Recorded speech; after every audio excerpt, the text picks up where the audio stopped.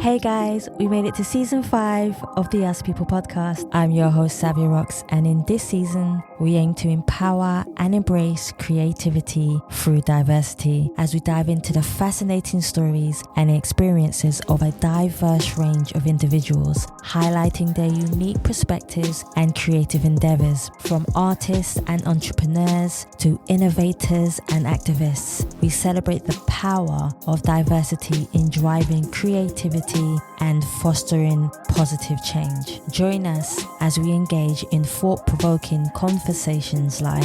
I made myself intentionally homeless in pursuit of my purpose. We're aware that a lot of people want to present and they were in my position, and what's worse, they weren't a white male, which is a joke that's even still a thing. I think my family never ever say you can't do something, so full of support for whatever dream. If I said tomorrow I want to fly to the moon, they'll probably say I wish you all the best, Mel. So guys, I just want to say thank you for supporting the Us People podcast for the past 5 years, and we look forward to sharing another new theme song with you. Let's go.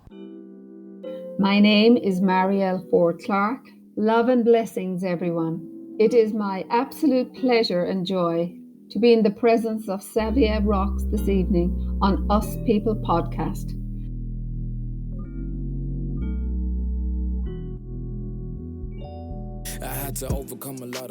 Hey guys, welcome to another episode of the Us People podcast. I'm your host, Savia Rocks, and today I'm humbled to have the author, Mariel, here with me, who is the author of the book, Where After. Mariel, thank you so much, and I am humbled to have you on the Us People podcast. How are you? Savia, it's a great honour and pleasure to be here, and greetings from the west of Ireland. Hey! I love that. So I'm going to jump right into our first question, which is one of my favourite ones, which is, Mariel, could you please tell us a bit about your background and where you grew up, but also how that influenced you to be the person who you are today? How much time have we got, Savia? As much time as you like. As much time as you like. This could go on forever. You know, I'm Irish, so we talk a lot, you know. That's not a bad thing, believe me. Well, no, actually, I grew up in the western part of Ireland, yes. And in a very, very rural part, and the fields were our playground, with cows and sheep and cattle, and we used to do hurling, with the slitter in the fields, and there was no difference between whether you were a boy or a girl. You just got dug in, and you played, and you were jolted and tossed on the ground just as if you were a boy, like a piece of feather, you know. But my grandparents, my grandmother on my father's side, she was extremely psychic. And my uncle was a seventh son. So there was this huge psychic abilities in my family. And it was no stranger that my grandmother would have little, meetings in the back parlour, as they called it at that time. There was no sitting room, it was a little parlour. And everyone went in the back door for their readings. And but that time you had to keep it secret, for fear of being condemned, burned at the stake nearly, right? Yes. So what she did was very hidden, but I had these psychic gifts since I was a child. I knew about nature. I knew about nature elementals, and I conversed with angels. I saw lights. But I thought everybody saw them. I didn't think it was just me. I thought everybody saw them, So at 16, I had an incredible spiritual experience in an old abbey in a grotto. And that's where Mother Mary came to me. And I ran out of the place like the clappers of hell. I just was gone. What was happening, right? So I just ran out of the place, and I got one of the other school guys to go in and get my school bag and my lunch, Yeah. And I said, is there anything going on in there? And he says, no. But I had a huge spiritual experience that day, and that has always lasted with me, and does for the rest of my life. And then I was always spiritual. And my father and my mother, they were very progressive people in the sense, like, my father was a great, even though he was an engineer, he was a great musician. And so we used to have we used to have music and jigs and reels and hornpipes in the kitchen. And the tin whistle was always in his pocket, and the accordion always. So we were reared with music and dance and people coming into your house at 12 o'clock at night. There was no door. No door was ever locked. The door was always open. You could get up for school in the morning. There was somebody sitting at the range warming themselves from the night before. Yeah. So it was that kind of a generation where there was love of community and love of each other, and there was a trust as well, huge trust. And then I went on and I studied science, and I became a serologist. And which was a total contradiction, left brain, right brain. And so that's why when I wrote, which is another story, which we'll probably go into later, but the science behind it was so important for others, because I didn't believe in anything kind of airy fairy. I needed to see and touch, and that has always been my gauge. I need to know it. I need to see it. I need to touch it. But then all of these experiences since I was a child have got stronger and bigger and more revealing to me as I'm getting older as well. But then in 1992, I had my own near-death experience, and everything changed after that. Everything. My scientific mind was put on the back boiler for a little bit of a rest. But then I activated it. I was always activating it with the other side of my brain, which was the spiritual, the creative, the imagination, So I was trying to keep a balance and be a healthy skeptic in the middle of it all. I like that. Your house sounds like a house that I should have come to when I was younger. Yeah, it was mad, but it was lovely. It was absolutely lovely, and everyone was welcome, but there was a huge sense of community spirit. And if a neighbor could do anything for you, it was done. That time you could run down to the neighbor for a bowl of sugar or a jug of milk. Now well, I know I do here, but how many of us live in estates where you wouldn't dream of knocking on a door and asking for a bowl of sugar or a pint or a glass of milk, jug of milk, so things have changed a lot. And we need to go back to, I think, a feeling of, where we are more kind, more generous, more aware of each other, and being more together as a human race. Now more than ever, we need this togetherness and unity. I totally agree with that. That is something that I totally agree with. Yeah. And another one that resonates with me that I would love to ask you, because I know that you will see this question on a whole nother level, is could you tell me, who do you see? How do you define yourself as a person? But also, who do you see when you look in the mirror, I should say?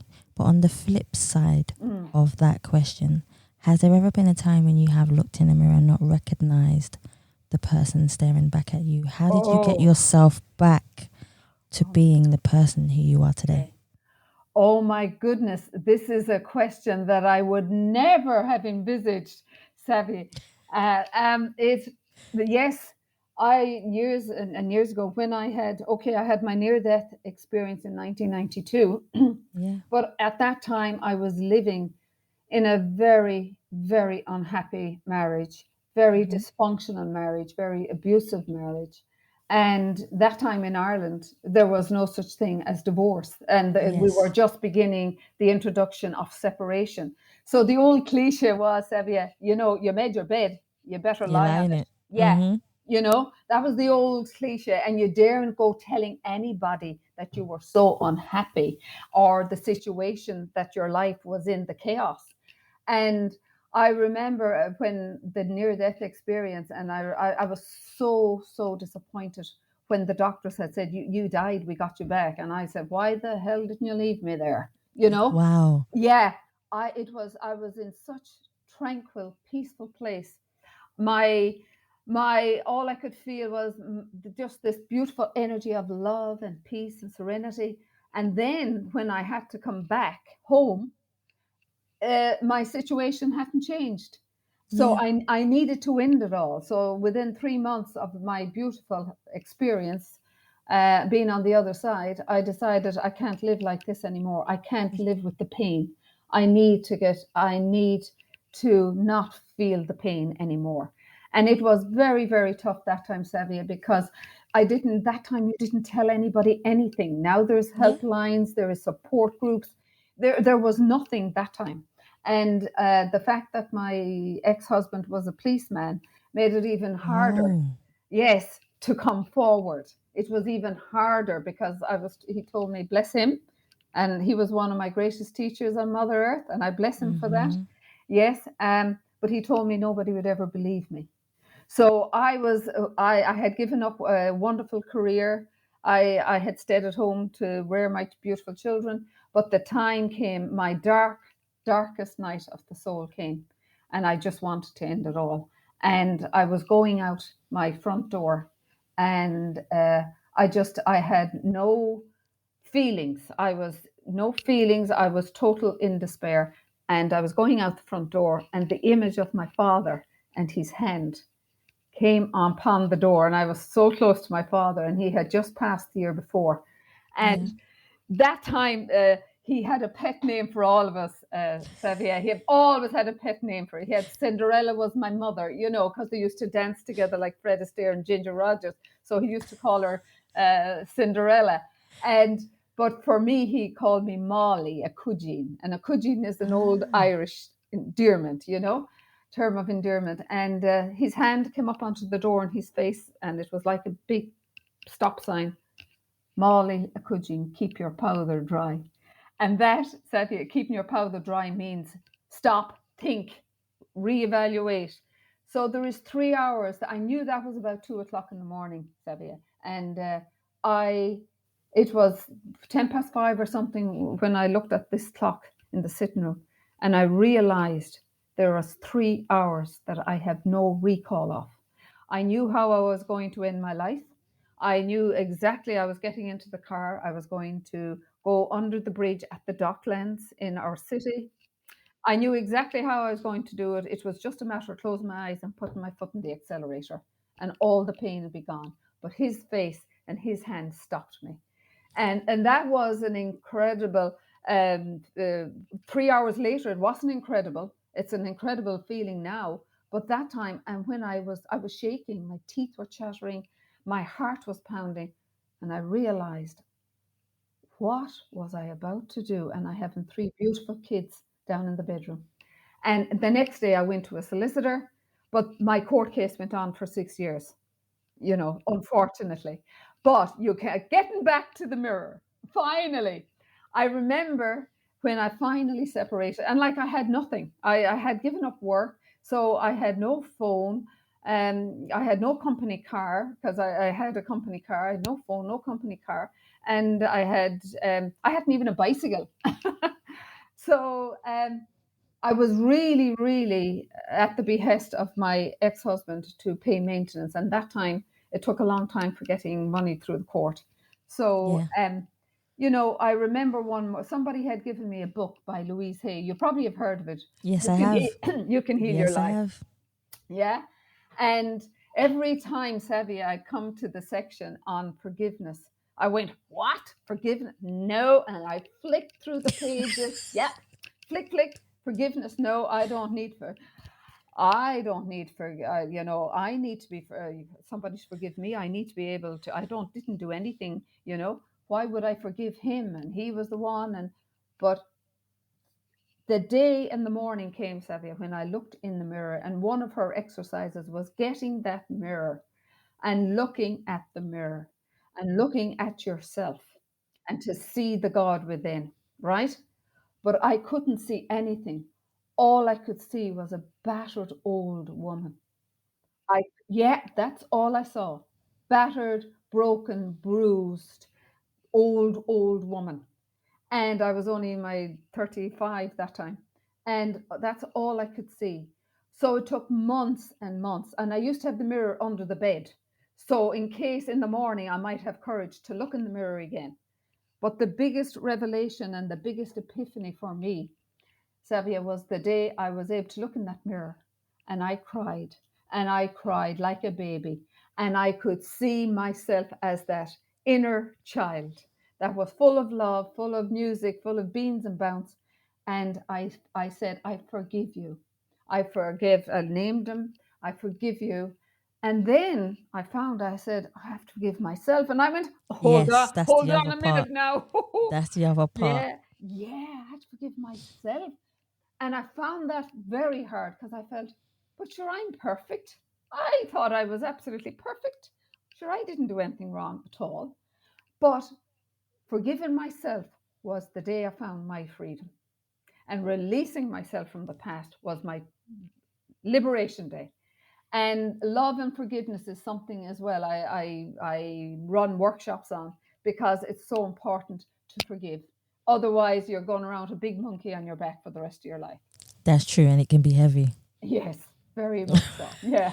It can be really, really heavy. You actually answered, there was a question about forgiveness, but I'm going to get back to that. Okay. Because it's such a big element and part of our lives with love and forgiveness. But before we get into that, because your book talks about forgiveness, That's right. let's get into your book.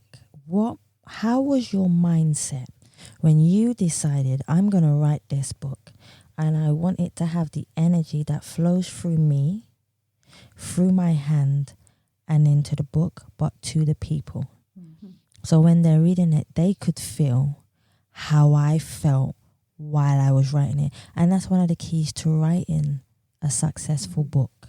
Success is defined in such a big way. Yeah. But the definition of success is how we personally feel what success is to ourselves.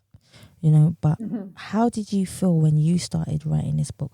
How was your mindset for this book thereafter? That's such an unusual, funny question, Savia, because I had never any intention of writing any book. Never. I had written many articles. I have written stories for other books. I have written for magazines and newspapers. And then because I was doing so much writing for my workshops, my workshops for years and years, I'd be creating handouts for each class, for each program, for each workshop. So the idea of writing a book never, ever, ever crossed my mind. But I was running a lot of workshops on Loved Ones A Whisper Away, which was teaching people how to connect with your loved ones in spirit world. The physical body has returned to the earth, but the soul of who the person was has been reunited in the inner planes, in the heavens, to return again if it chooses. So in 2018, and as I say, Savia, the angels and guides, my angels and guides, they have all, when I don't listen to them, they will make me listen. Something will happen that will make me listen and just say, okay, I'm listening. So, yeah. So in 2018, I had a serious ski accident. Excuse me. And a snowboarder, and I had to bless him afterwards because he shouldn't have been so high up on the slopes. I'm a pretty good skier, but he wasn't able to get off the chairlift. So he took me out when he was getting off the chairlift. And so I was rendered totally invalided for nearly 4 to 6 months.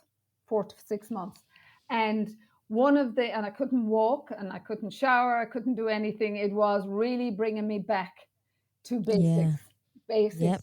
Depending on someone to help you shower, depending on someone to cook a meal for you, sleeping in bed with a big pillow between your legs because your back is half broken and your bones are all crushed, So it was no more than having my cancer. It was a huge gift from God, massive gift from God. And then during the nights, as my guides always do, I'm awakened. And I was shown this book. And they said, you need to put this in it, and you need to put this in it, and you need to bring your science background in it, you need to bring the medical proof, and then you need to bring your own spiritual. And I said, lads, there is no chapters in your book. I always read chapters. So, yeah, I have a great relationship with them, Savia, and I fall in and out with them a lot as well. I really do. It's okay. I'm allowed that. I like it though. That sounds pretty cool. I just had a vision of you just there. With no, no, we ain't friends Yeah. today. Yeah, and so it was so important. This they reassured me was going. A lot of it was going to be channeled to me. Yes. A lot of it, and a lot of the messages in it are channeled. A lot of the stories are real. They're from my own client base, and the science is the scientific evidential proof is massive to Yeah. prove the afterlife. And it was even what my guides have told me was that this book, Whereafter, is to bring hope even to those who do not believe in anything. That's Because true. even the biggest skeptic cannot read this book and say, no, I don't believe in anything. It's an incentive to drive them on an inner journey of seeking more knowledge for themselves, Yes. right? And Yes. that is how Whereafter came about. And I sat with cushions and pillows around me, and I'd type away, and then I would see that stuff was on the pages that I said, did I write that? Oh, well, no, I didn't. I'm just the hands being channeled through, And I find that amazing at times because you need a sense of humor as You well. do. For anything, you need a sense of Yeah. humor. So that's how Whereafter came about. But the main purpose, it was to bring hope and to show that there is, I mean, with all the theologians of our time in history, no scientist, no theologian, no physicist, nobody has ever came back and said, hello, there is no afterlife. Yeah. But there are hundreds and thousands who have endorsed, of these scientists and doctors and physicists, theologians, who have said, going back even to Aristotle, Plato, Yes. Socrates, Swedenborg, Descartes, all of those believed in the afterlife and they believed in the journey of the soul. So it's there, and it was supposed to, and then there's a lot in it as well, Savia, and I'm sorry for going on. About healing through grief as well, the different Yes. stages and phases of grief, Yes. and how to help children, because I was part of a Rainbows program for 5-6 years. And I used to write out programs for these children when they couldn't communicate what was going on in their heart and mind. I'd get them Yeah. to draw, get them to do something, and the picture tells it all, That's true. Yeah. So, That's true. and there's so much in it. But sorry, Sevia, I'm rattling on. Tell me to I stay love quiet. it. I love it. No, keep going. Hey. I know you told me earlier you have 1,000 questions. We better get through some of them. No, but that's the good thing about, because actually one of the questions were about children. Okay. Because I've been around so many children, and if they're angry, upset, sometimes they feel like if they do speak, they're going to get in trouble for what they say. And a lot of children feel like this. Yeah. And it's amazing to see that when you talk to a child, their perspective of life is so completely different to an adult's perspective of life. They simplify things, whereas us adults, and I'm not ashamed to say this, we complicate things. Of course we do, Yeah. yeah. Yeah, and we can learn so much from kids just by their uniqueness of the way that they simplify things to get things done. And I love the way you said there, Sabia, about kids' uniqueness. And this is something we really need to understand when a member of the family, whether you have 2 children, 3 children, or 1 child, when somebody is about to die, be it an aunt, an uncle, or a grandparent whom they may be very, very close to. And you see, parents think that they're protecting the child. And always remember that if a child is old enough to love, they're old enough to understand grief as well. They have probably lost a pet. They have probably lost a goldfish. They've probably, lost, a rag doll or a teddy bear, or a little comforter when they were smaller, or a soother. So it's so important how you relate to the child. Of course, you have to be age specific and their level of understanding. But what I have found, Savia, for years and years of working with children and parents, They think they're saving them from pain.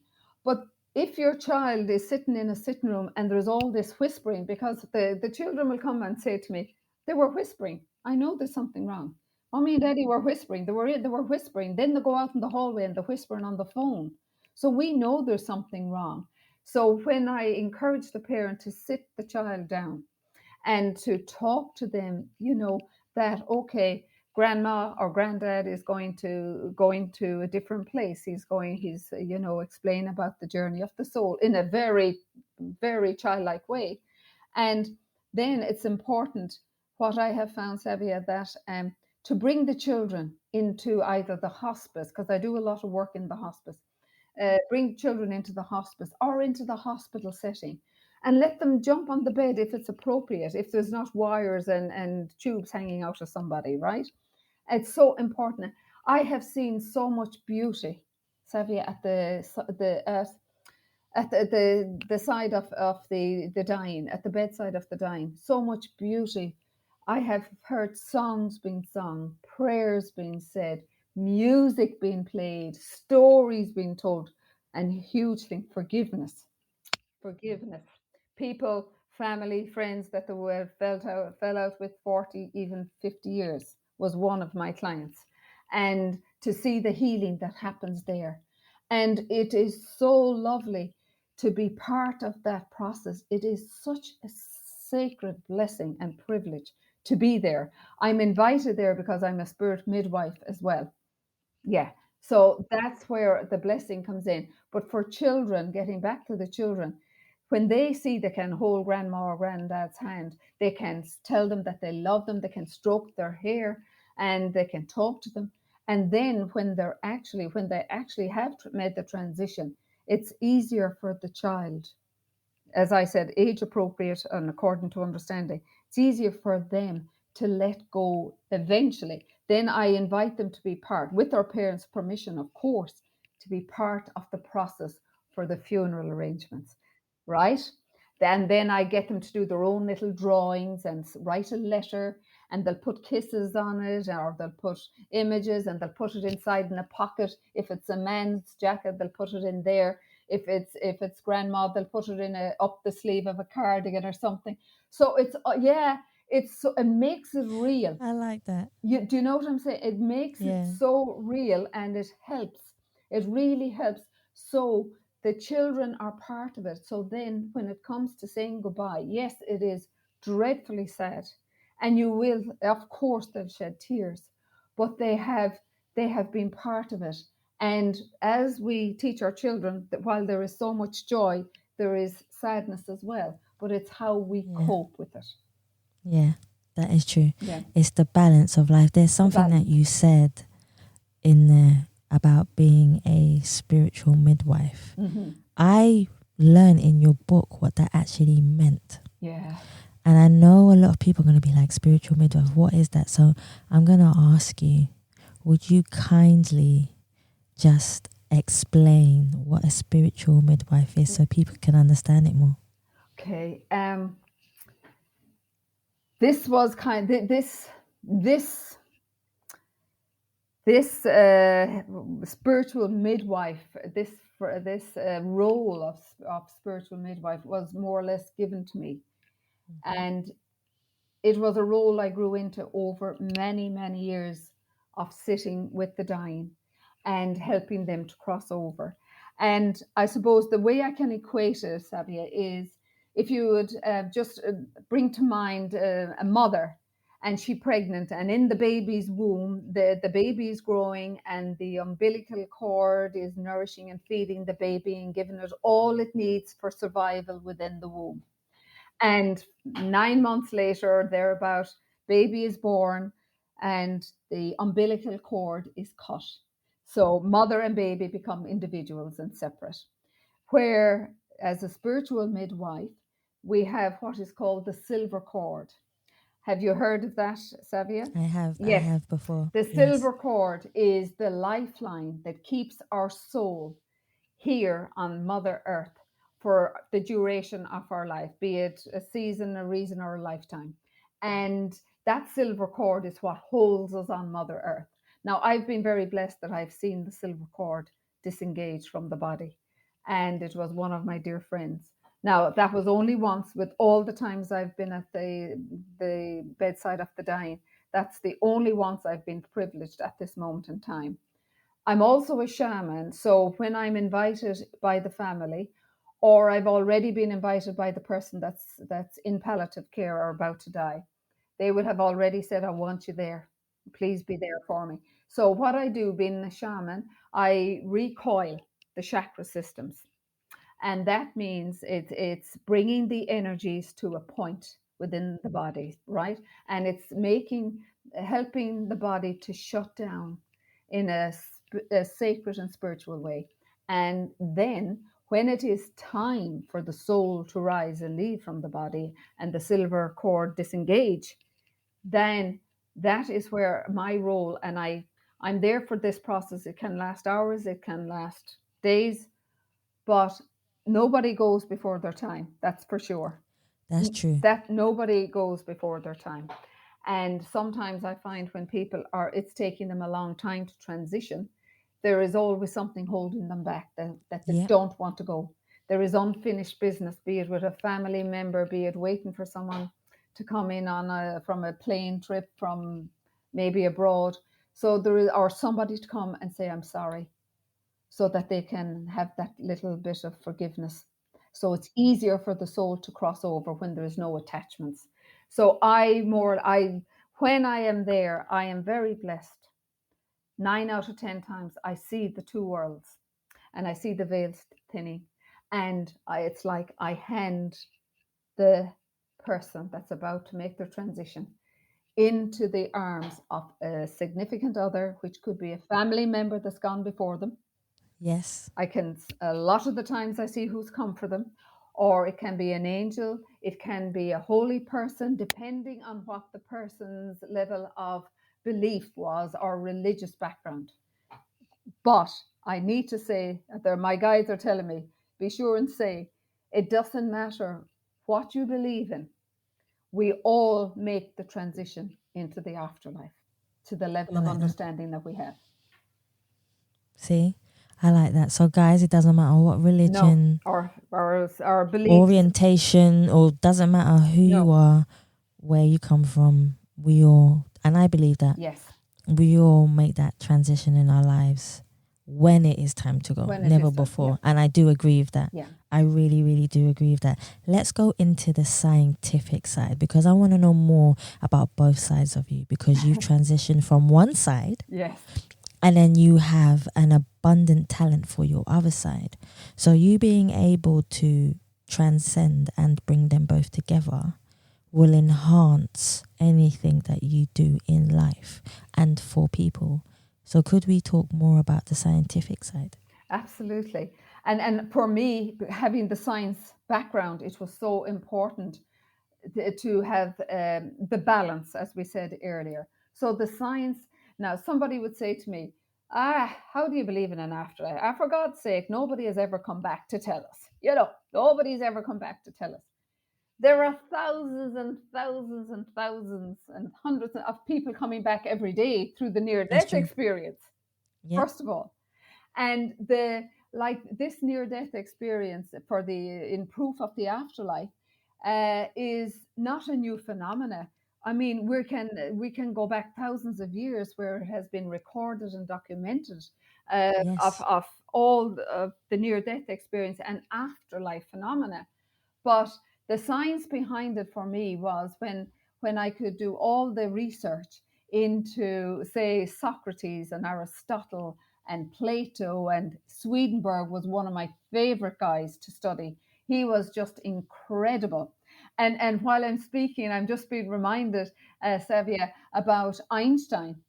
I love Einstein. Einstein believed that there was an afterlife, and he said that there was a supreme power, an intelligent force within this universe that was far greater than any man, and yes, and he believed in God as this divine intelligence that created this.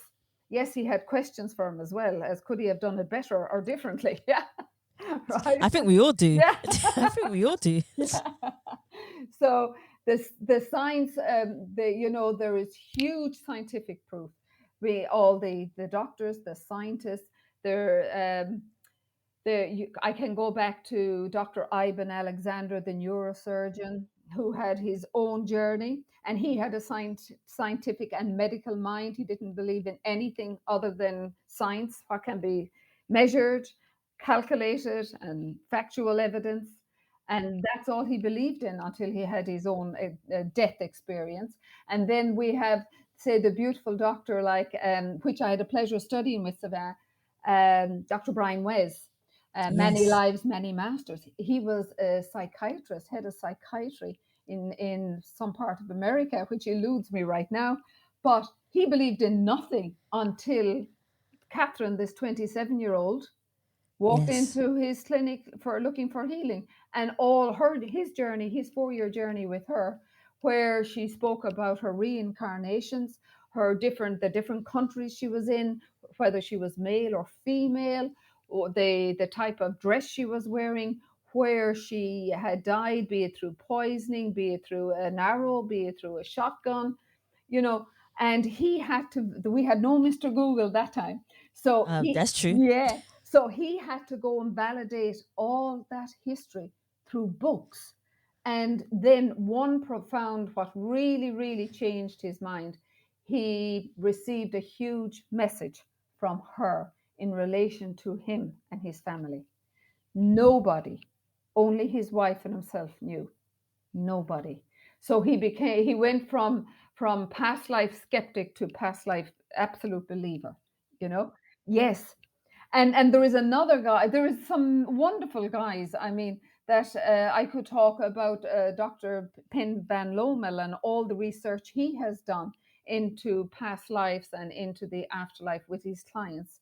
And he was a Dutch cardiologist, and he carried out 10 years of study with clients who had the death experience, and was able to vivid recall of who they met, the messages they were given, what they were told the purpose in surviving and being sent back was.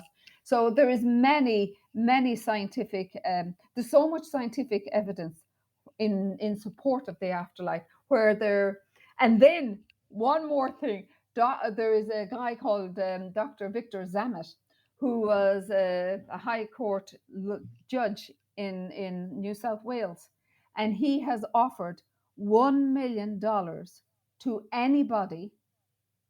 This offer started in 2002, and he has offered this money to anybody who can come forward and prove there is no afterlife, because he has written an entire book, A Lawyer Presents a Case for the Afterlife. So See? yeah, so nobody has come, but that offer finishes now in 2025. Many have stepped forward, but 2025. none have had the evidential proof that he has already in his case studies. See? Yeah. There's definitely an afterlife. And this is another question I want to ask you, which is related to your book as well. A lot of people say, and I've had a lot of people come to me, and even this happened to me the other day. My grandmother passed several years ago, but every time it is October, I can always smell her. We were really close. She was like a mother to me. She was a mother to me. Every October, without fail, I smell my grandmother, and I can feel like she is right next to me, like I can now. And I wanted to ask you the question. There are many people who feel a relative, a friend, or even a pet next to them. Is there a reason for this? And are they trying to tell you something? There are many reasons why our loved ones try and connect with us. And there are many reasons why our loved ones also can't get through to us.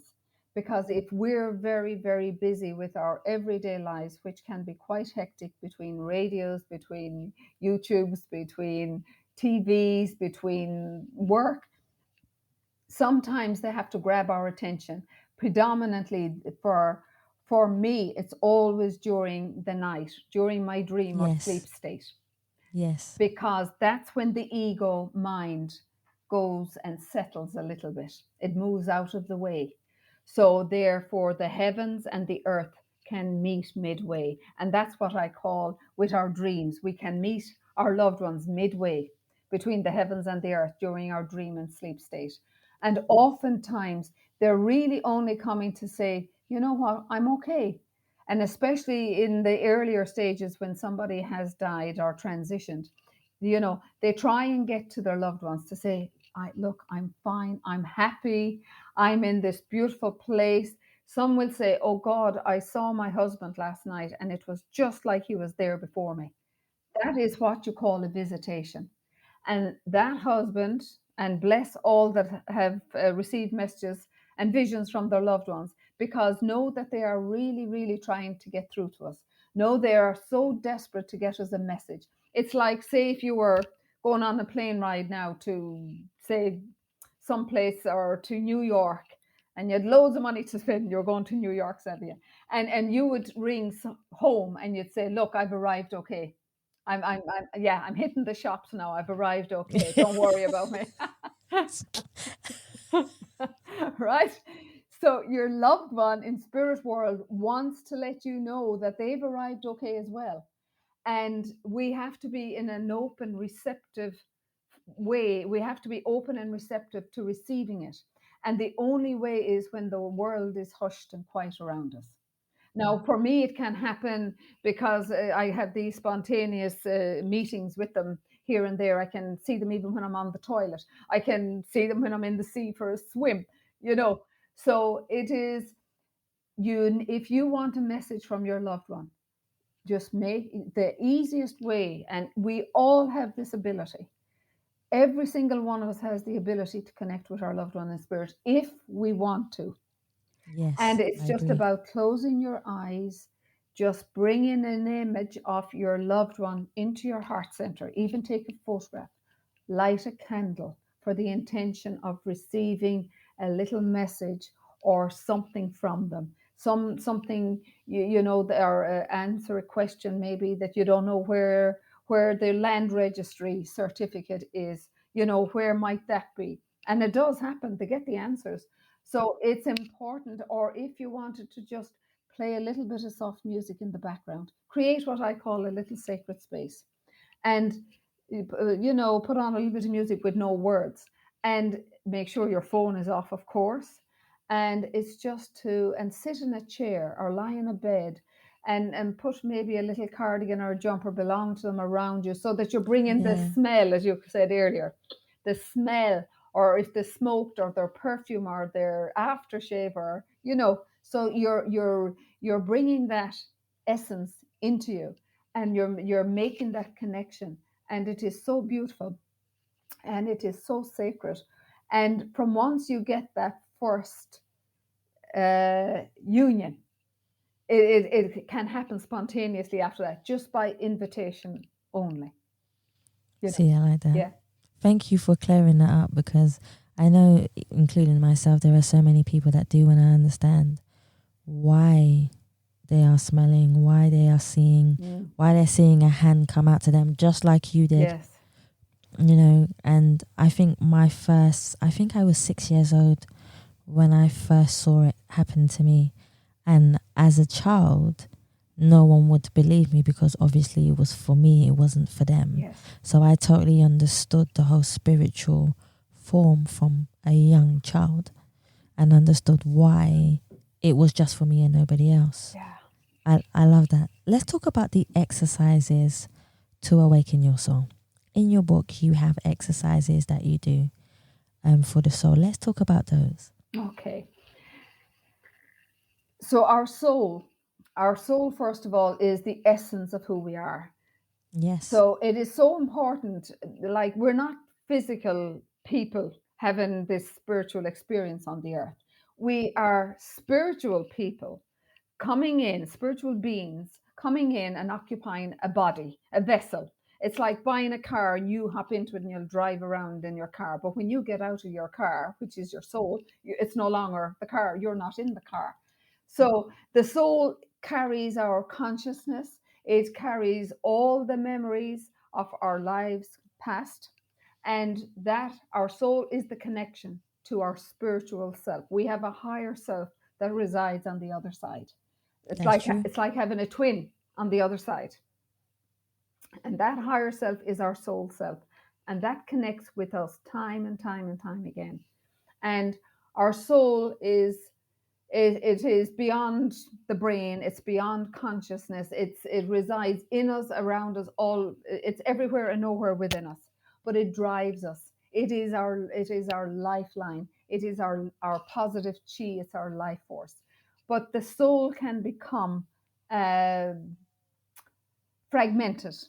It can be, yes, it can, through trauma, through accidents, through abuse, through abuse in relationships, even through sometimes surgery. There can be a certain amount of trauma if the surgery has been going on very long. But may I just say there, for anybody that is having surgery in the near future, always, always place yourself in a bubble of pure white protective light and ask, yes, and ask Archangel Michael, even if you don't believe in Archangel Michael, ask him to place a shield of protection around you so that only love and light prevails. And then I use the violet flame. You may have heard of the violet flame. Yes, I have. I'm very friendly with Archangel Zadkiel. He and I, we hang out together.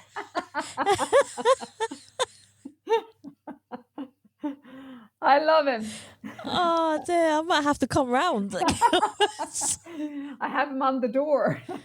Yeah. So we can send the violet flame, and the violet flame has been gifted back to humanity since the harmonic convergence in 1987. So the violet flame is a very, very powerful energy for the next 2,000 years. So we can invoke the violet flame, send it before us, send it in the corridor, send it to the operating theater, just to cleanse and clear and purify all the space so that only pure God light enters into that space. And when you're wheeled into it, that's what you're wheeled into. So it's very, very powerful. So, but getting back then to the soul is so important, that we nourish our soul. And how do we nourish it? With love, with forgiveness, doing what makes our soul sing, doing what makes our heart happy. But when we have not got those, and we become fragmented, and the soul needs rejuvenation and restoration.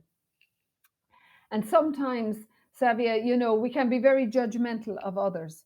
It's put it this way: our soul journey it's like a stages of progress, and the more we are attuned to our soul, the more we realize, well, it's not about how much money we have in the bank. It's not about what car we drive. It's not about how big our house is. It's not about how many holidays we may be able to have. It's about how we treat our fellow human being. And yes, and do we judge them? Do we judge them because of their color? Do we judge them because of their hair? Do we judge them because of their faith path or their faith belief? Do we judge them for a myriad of reasons that is of no consequence?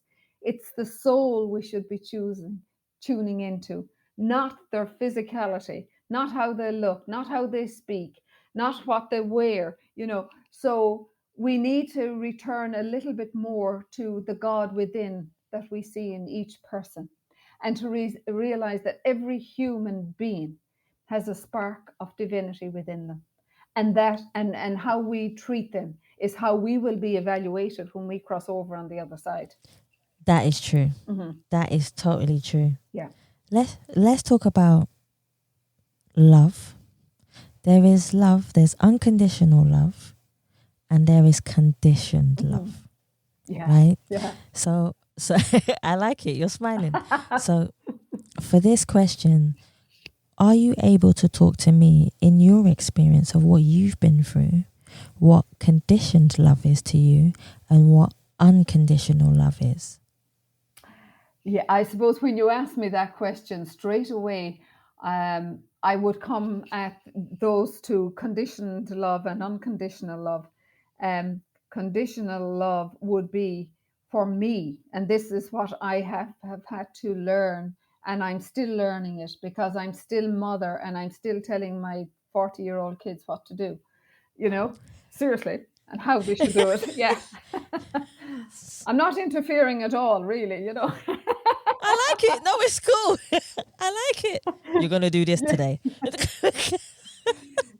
It's so like when they were going to college and when they were going to earlier in school, it was like, I want you to do best, good. I want you to have good grades. I want you to achieve your potential. I was like a broken record, and they used to call me the witch from hell because I was constantly, I'm doing this for your good, Yeah. right? So, and then it doesn't matter, just do your best. So that I realized much later when I was studying with Pierre Predevan, my lovely friend in Switzerland, that was all conditional. Yes, it was concern, but I was putting conditions. You must, reach your potential. You must, try and get good grades. And, but the unconditional, for me, I can see where I can totally give unconditional love is with my grandchildren. I love them unconditionally. I'm not looking for anything in return. I have no expectation of them. I just love them and I squeeze them and cuddle them and kiss them, like marshmallows. And and they don't have to perform for me so that I love them. I love them so completely, right? I like this. This is cool. I like this. This is so cool. So, when was the last time you felt like you had pure peace and clarity in your life?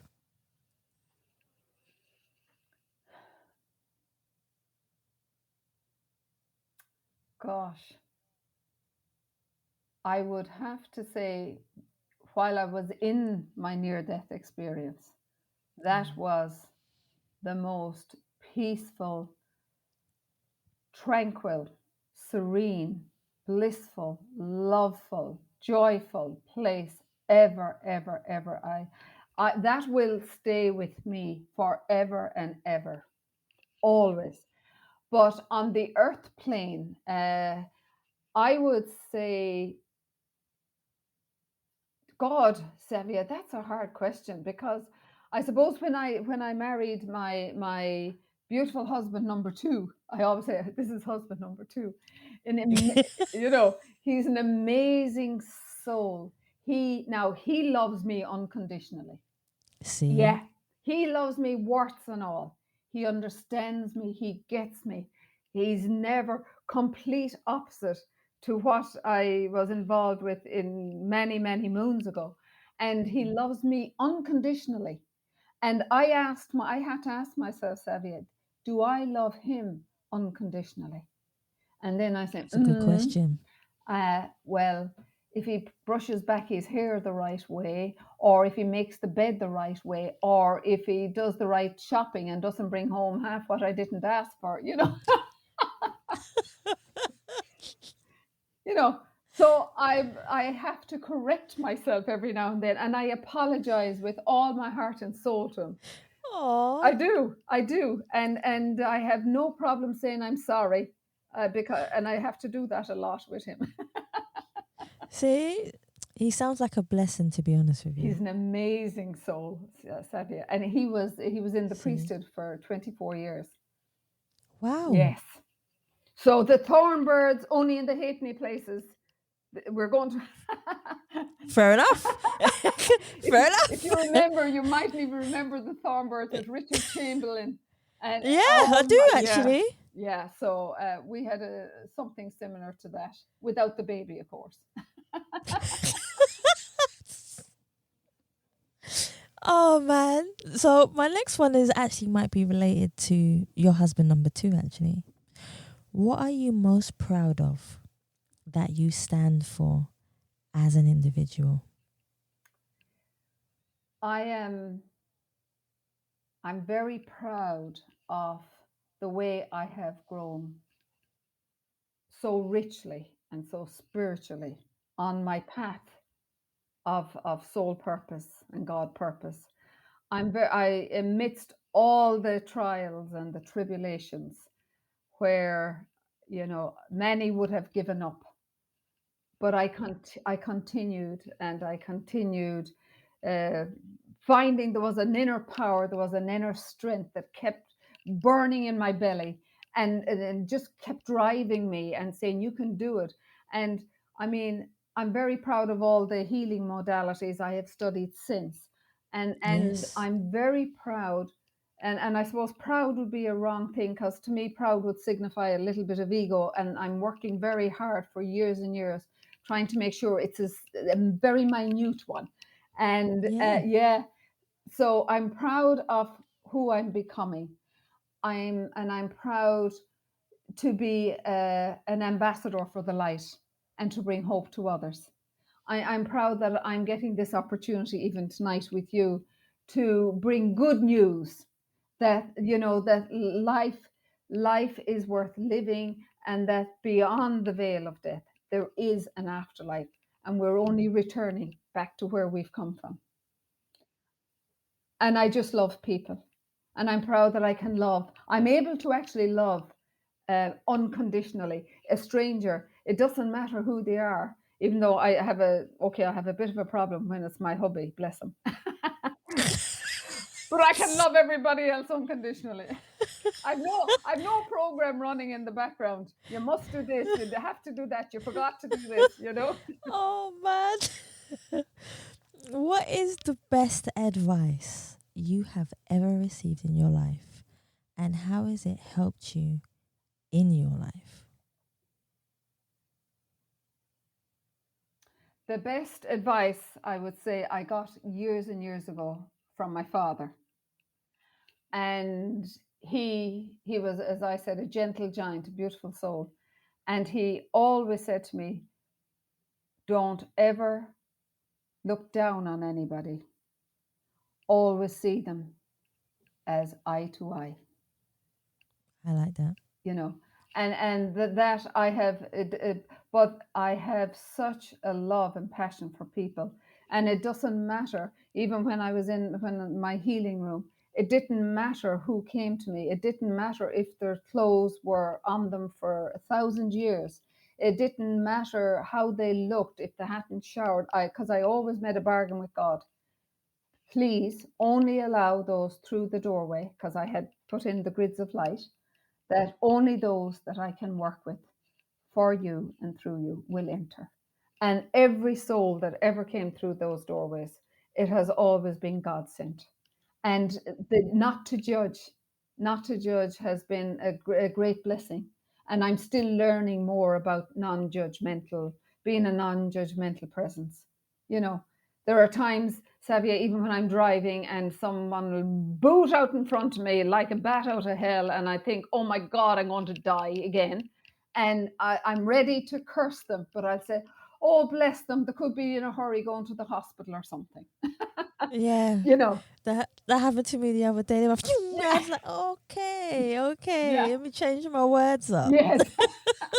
So that, you know, that has helped me as well, being a non-judgmental presence. And it's so important, because none of us know what's going on for the other person. And I'm sure That's true. people that would be listening maybe tonight would say, it's so easy for you to say because you have it all sussed. I never had it sussed. I'm learning and I'm growing every day. I get huge challenges in my life, incredible challenges in my life. But I know that God will never give me the challenge now that I cannot handle. And That that's is the true. reassurance as well. That is so true. That is definitely true. I only have a few more for you, but this is one of my favorite questions, actually. What would you like your legacy to be when you feel, and only when you feel, like you have done enough in the world and you have done all the work that God or the angels has given to you? How would you like people to remember you?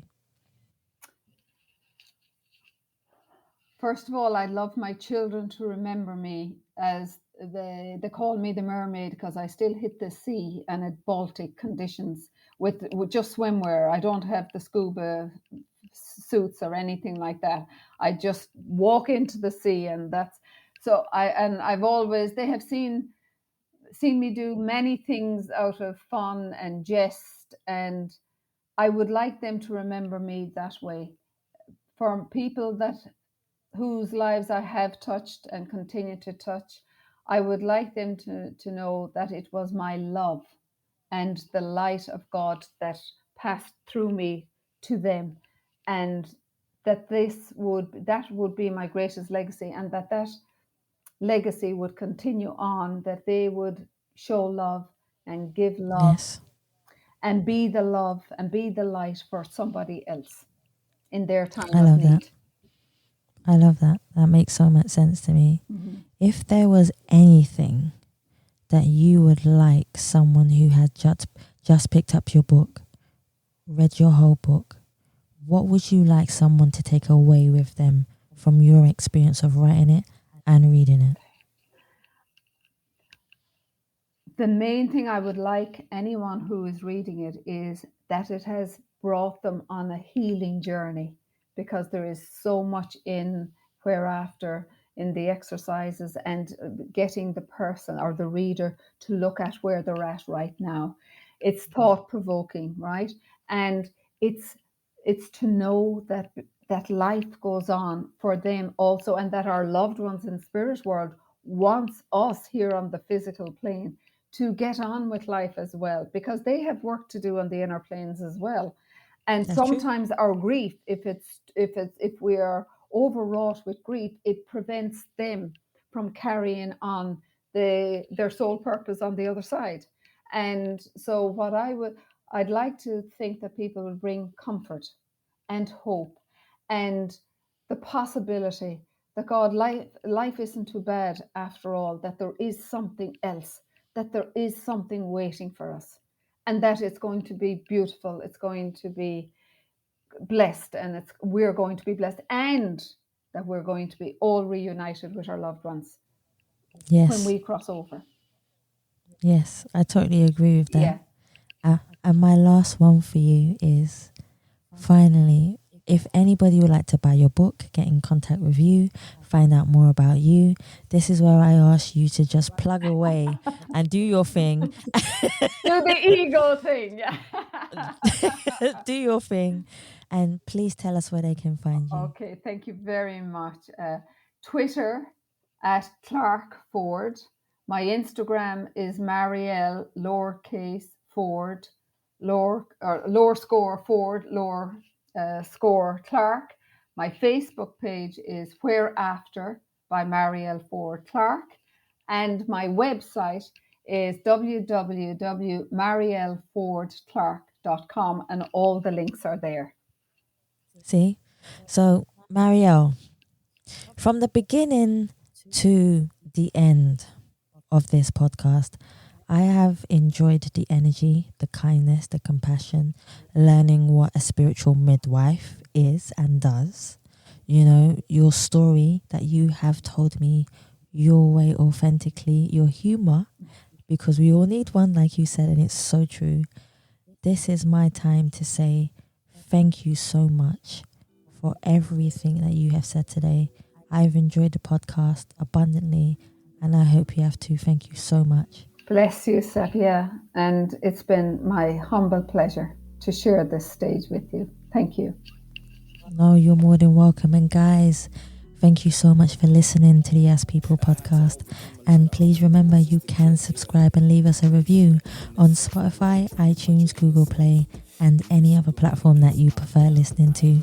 Please also follow us on Facebook, Instagram, and Twitter.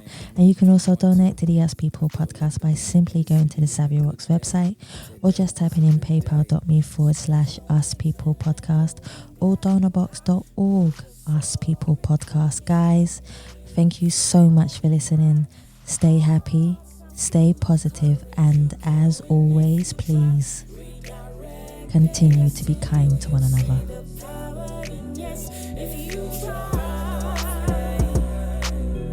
I fly like I'm Superman.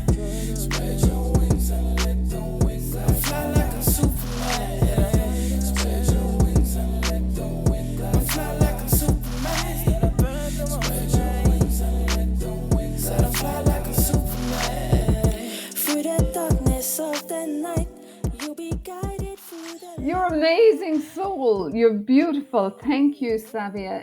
It's been an absolute honor. And I love your humor. I love your questions just as well. I didn't get a snapshot of them beforehand.